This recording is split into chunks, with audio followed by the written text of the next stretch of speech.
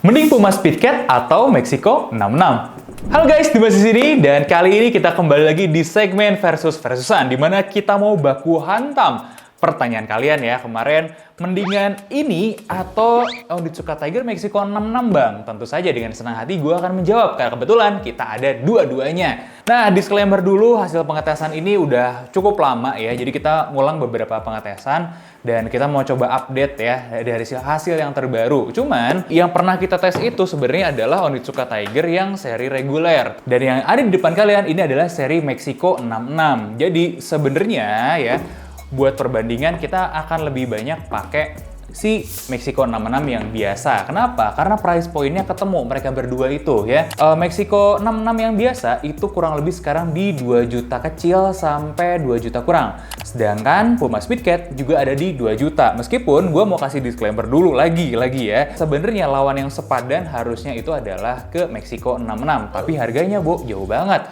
Makanya gue punya sebuah idea yang agak kontroversial. Apakah sebenarnya Puma Speedcat ini adalah alternatif terbaiknya dari Mexico 66 Super Deluxe, atau juga sebaliknya Mexico 66 Super Deluxe ini adalah alternatif terbaik dari Puma Speedcat? Nanti kita akan jawab di belakang ya. Oke, langsung aja kita mulai.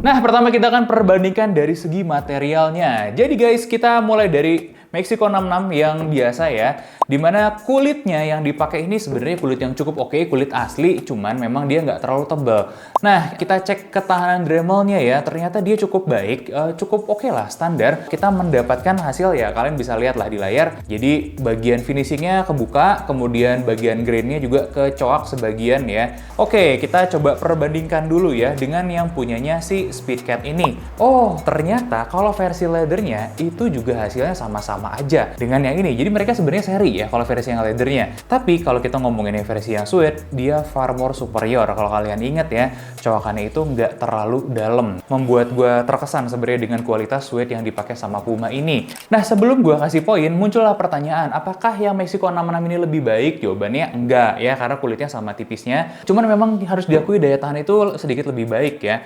Dimana kalau gue belum Dremel, ini sayang soalnya gue masih pakai ini sepatunya. Tapi di sini nih kalau kita bisa lihat ya, buat benchmarking aja, dengan durasi pakai yang ini kurang lebih 2 tahunan, ini lebih dari 2 tahunan ya. Kita bisa lihat dipakai nyetir tuh, bagian belakangnya finishingnya sudah kebuka sekali, udah hitam-hitam lah. Sedangkan di Mexico 66 ini dipakai nyetir sering-sering juga belum terlalu banyak, cuman ada guratan-guratan kecil dan sedikit nyitemin. Jadi memang daya tahan yang Super Deluxe ini lebih baik. Wah, ini membuat gue cukup bingung sih. Cuman kalau harus disuruh pilih nih, lebih bagus uppernya yang mana? Secara jujur, gue akan berikan kepada Puma Speedcat ini. Kenapa? Karena ada faktor lainnya nih. Satu, dari ketahanan api. Jadi kalau kalian ingat waktu kita bakar-bakar si Onitsuka Tiger Mexico 66 ini, memang dia tahan api sih, nggak kebakar sih. Tapi bagian upper kulitnya ini juga mengeras. Ya kan, tidak terkecuali nantinya si Mexico 66 ini akan begitu juga. Tapi coba deh kita lihat tesnya leather Puma, tidak berubah kulitnya. Dia cuma kebuka lapisan finishingnya aja di atas, tapi nggak berubah karakter kulitnya, begitu tahan sama api loh. Next, kalau kita ingat tes-tesan si suede-nya Puma gitu ya, ini juga superb. Bener-bener ketahanan apinya bagus banget dan tidak membekas. Nah, makanya ketika kita ngomongin dari segi material, overall-nya gue kasih poin untuk Puma nih ya. Tapi sebenarnya gini loh, dari segi kualitas leather, Onitsuka ini nggak terlalu kalah jauh dan dia sebenarnya fine ya di harga yang mirip-mirip sama Puma Speedcat versi leathernya. Nah, tapi kalau kalian mau dapat sensasi yang lebih baik ya, upgrade dari segi kualitas, please dari Mexico 66 naik aja minimal ke Super Deluxe. Tapi dengan catatan harga lebih mahal, atau kalau kalian pilihnya Speedcat, kalian upgrade aja ke versi suede-nya. Karena suede yang standarnya gini aja sudah bagus sekali. Oke, next kita akan bahas si soalnya dulu aja ya. Kita coba Dremel nih ya. Secara kalian tahu ini hampir sempurna, cuman berkurang 0,5 mm aja dari segi tes Dremel kita. Apakah Onitsuka bisa menyamain? Oh, ternyata tidak.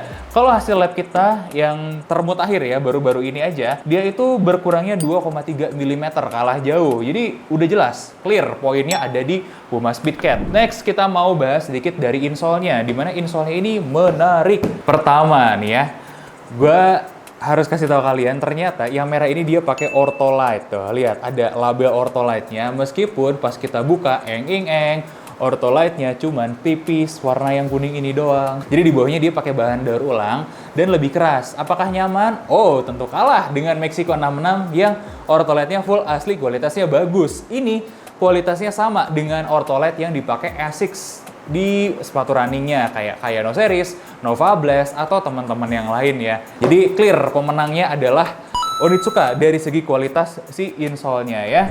Gimana dengan kenyamanan bagian-bagian lainnya? Pertama dari segi bobot nih ya. Kalau kalian mau tahu mana yang lebih ringan, jawabannya adalah Mexico 66 yang biasa ya. Kok bisa? Apa sih bedanya sama Super Deluxe? Sebelum kita bahas ke sini ya, ke Puma Speedcat-nya ya. Jadi, Super Deluxe sama yang reguler, bedanya di mana?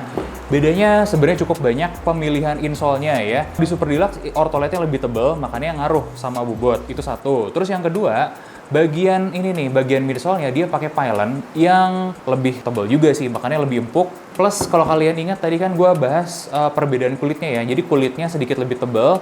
Jadi wajar sih semuanya lebih berat. Banyak bahan-bahan yang di-upgrade kualitasnya dan itu berpengaruh sama ketebalannya. Yang Super Deluxe ini beratnya 293,1 gram. Lumayan loh, bener-bener ringan gitu ya buat standar sepatu minimal dan ini size 45. Ya, surprisingly gue bisa turun kalau di Super Deluxe loh. Nah, sedangkan 274,1 gram kita dapatkan di yang versi biasanya. Jadi ini ringan banget memang, apalagi kalau kalian udah pakai, feel ringannya itu mendekati 250 gram atau bahkan lebih ringan lagi lah, 240-an gram ya. Saking ringannya si sepatu ini. Pertanyaan, berapa sebenarnya berat si Puma ini? Kalau kalian lihat bedahnya, gue mungkin udah pernah cantumin, tapi kurang lebih di size 46. Ya, ini lebih gede daripada ini ya.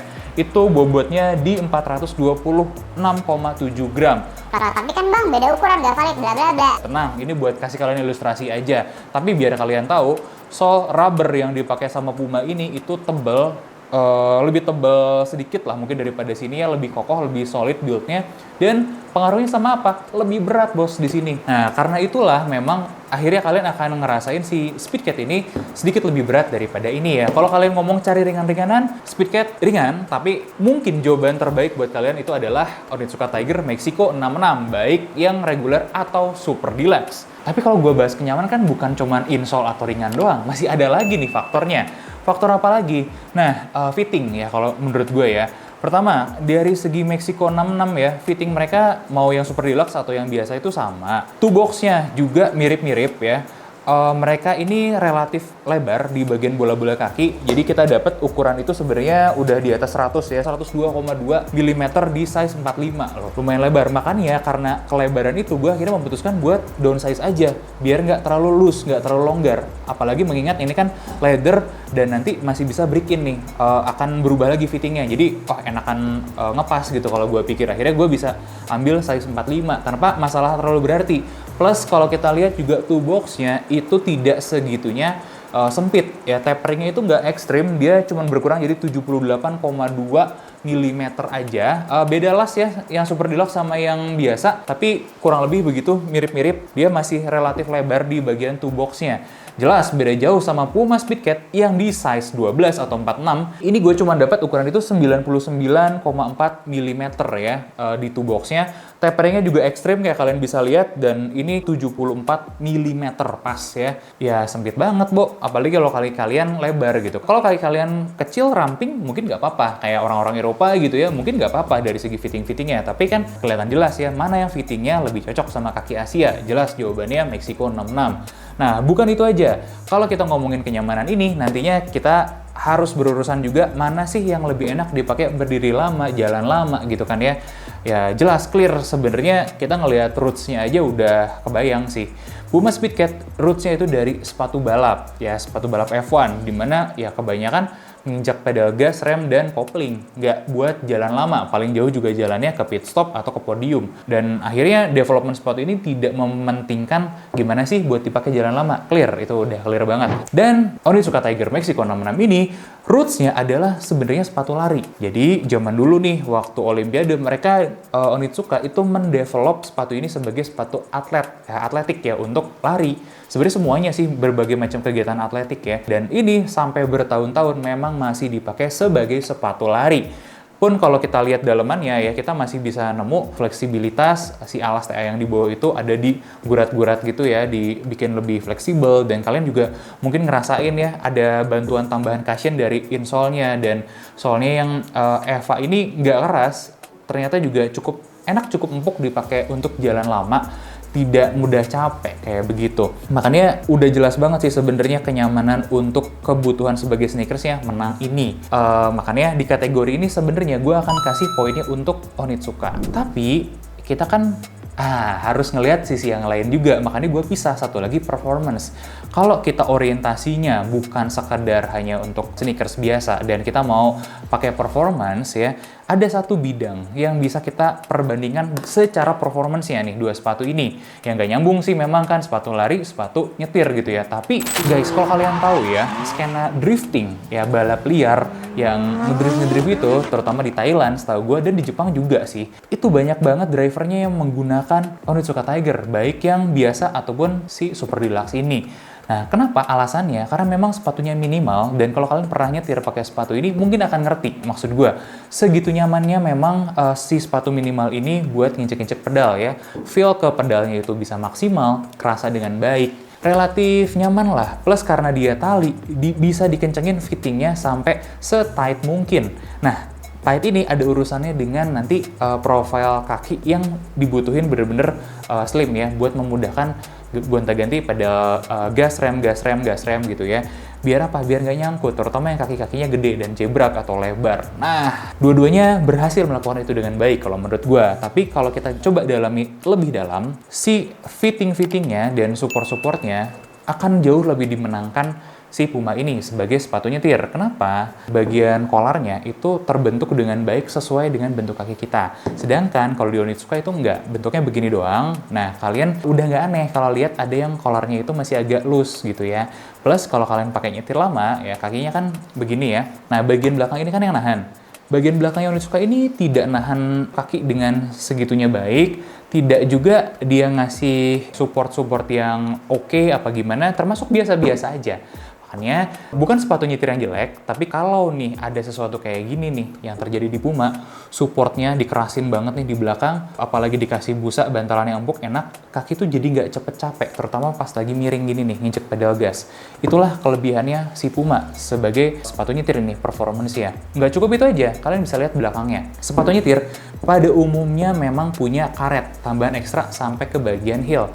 Kenapa? Ya karena yang bikinnya tahu, sepatu ini tuh pasti akan bergesekan dengan karpet, ya karpet mobil di bawah gitu. Ya lama-lama juga akan ngitemin, kayak yang terjadi di Onitsuka gua ini nih. Ya meskipun dia kuat ya, tapi ujung-ujungnya pasti akan tetap ngitemin juga. Beda cerita dengan sepatu yang didevelop khusus memang untuk nyetir gitu. Ini karetnya pas ukurannya, dan nantinya dia nggak akan ngerusak upper, dia cuma bikin aus si bagian soalnya doang. Tapi ausnya berapa lama? Lama. Si Puma ini sangat-sangat tahan banget sama abrasi. Gokil, bener-bener gokil. Cuman ada satu hal ya yang terjadi nih. Jadi karena saking lebarnya dan gedenya kayak kaki gue kali ya, gue itu kalau pindah gitu, ada aja nyangkutnya. Mau pakai ini, semuanya sama nyangkutnya. Tapi nyangkutnya ini lebih minimal ketika pakai Puma Speedcat.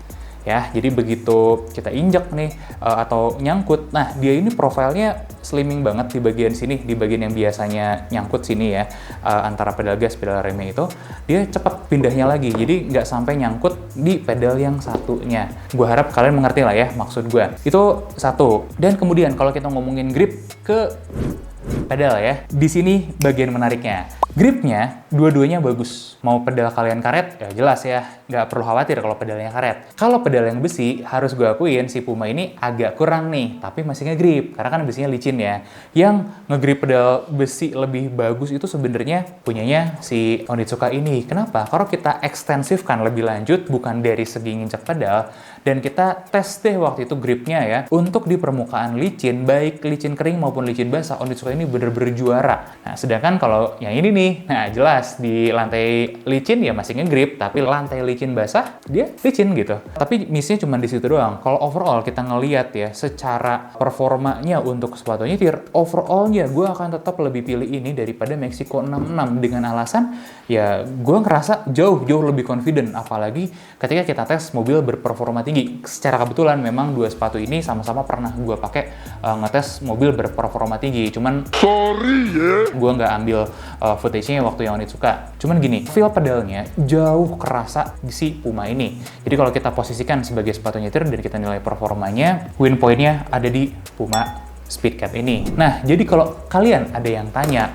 Bang, mending mana Puma Speedcat atau Onitsuka Tiger Mexico 66, baik yang regular atau yang super deluxe?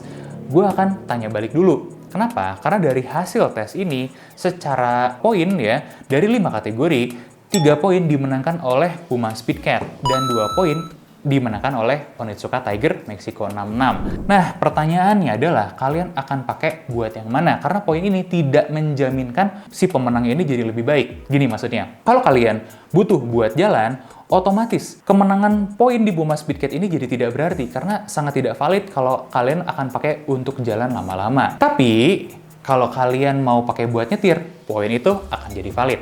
Kebayang ya? Nah, pertanyaan selanjutnya, manakah yang lebih worth it lagi antara Puma Speedcat atau Onitsuka Tiger Mexico 66? Kalau kita sudah lewat nih pertanyaan tentang fungsional dan kalian akhirnya akan pakai sesuai gitu ya fungsinya, secara value for money dari segi kualitas material, gue akan mengatakan Puma Speedcat inilah pemenangnya.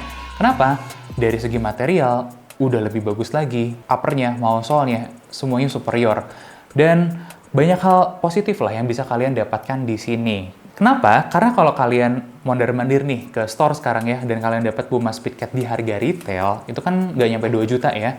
Harganya sangat masuk akal sekali. Apalagi kalau kalian cek Kick Avenue kemarin, itu harganya jauh lebih murah lagi. Kalian bisa dapat ada yang 1,7, 1,2 bahkan untuk size tertentu. Jadi memang value for money, dimana kita bandingkan sekarang Onitsuka Tiger Mexico 66 reguler aja, udah lebih mahal bos. Ya dengan apa yang kalian dapatkan, tidak sama gitu ya kualitas materialnya dengan si Puma. Jadi lagi-lagi Puma ini kalau udah ngomongin material, juara. Kalaupun kalian mau dapat yang kualitas material yang lebih bagus, kalian harusnya lari ke Super Deluxe yang dimana harganya sudah dibuka di harga 2,8 sampai 3 jutaan.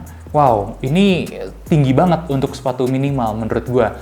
Jadi secara kenyamanan ya memang dia lebih baik, tapi secara value for money-nya ya mengingat material dan kualitas segala macam, clear pemenangnya adalah si Puma Speedcat ini. Tapi ya mudah-mudahan itu jangan jadi kurasi yang salah ya buat kalian memilih salah satu dari dua sepatu ini. Bahkan gue ngelihatnya gini, kalau kalian anak-anak yang seneng skena driving gitu ya, dan kalian akan banyak memakai buat nyetir, apalagi terinspirasi dari Initial D misalnya, skena-skena drift di Thailand, nah kalian mau ngincer sepatu ini, menurut gue udah nggak worth it. Mendingan kalian cari alternatifnya, yaitu Puma Speedcat. Ini jauh lebih worth it dengan harga yang lebih murah dan kalian bisa dapat performa yang lebih baik. Tapi kalau kebalikannya nih, kalian mencari sepatu minimal, siluetnya keren, timeless, dan bisa dipakai berbagai macam aktivitas, nggak apa-apa naik harga dikit. Jadikan ini sebagai alternatifnya Puma Speedcat. Terutama kalian insan-insan sneakers biasa ya, yang bukan memang F1 addict gitu ya, mendingan ke sini. Meskipun lebih mahal, iya, tapi gue yakin kalian juga lebih mampu kok. Karena kalian dapat banyak benefit kenyamanan dari sepatu ini. So, itu dia ya segmen battle kita kali ini. Ada pemenang telaknya, tapi output akhirnya semuanya punya fungsi yang berbeda ya. Silahkan kurasi sesuai kebutuhan kalian. Bijaklah dalam memilih sepatu. Itu aja sih saran gue ya. Gue Dimas undur diri. Jangan lupa like, comment, dan subscribe. Sampai ketemu di Versus selanjutnya.